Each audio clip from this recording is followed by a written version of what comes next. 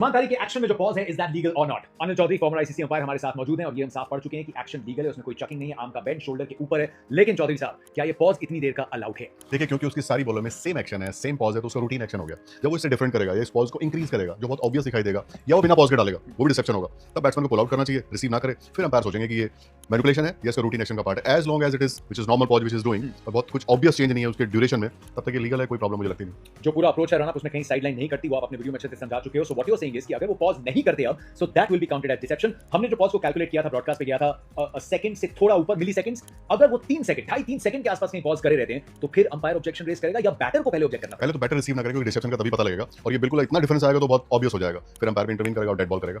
अगर एक बार dead ball करी, अगर बैटर को लगता है बैटर दूसरी बार पुल आउट करता है, so then what does the umpire do? क्या रूल्स में या लॉज में कहीं कुछ लिखा है जो इस चीज को रोकता है या इसके बारे में कुछ बात करता है? अगर अंपायर को लगता है कि सब रूटीन का ही पार्ट है और मैनुअली छोटा मोटा एडजस्टमेंट है जो कि पॉसिबल है, तो बैट्समैन से बोलेगा कि आप बार-बार ऐसा मत कीजिए, वरना आप टाइम वेस्टिंग कैटेगरी में आ जाएंगे। पहले फ्रेंडली वार्निंग देगा और फिर ऑफिशियल वार्निंग भी देगा। सो मतलब everything as long as he is pausing, जितना अभी कर रहे हैं ये मामला क्लियर है। अभी तक सब ठीक है, मुझे कुछ लग नहीं रहा। कुछ ऑब्वियस करेगा तब इंटरवीन करेंगे अंपायर, बैट्समैन के पुल आउट करने के बाद।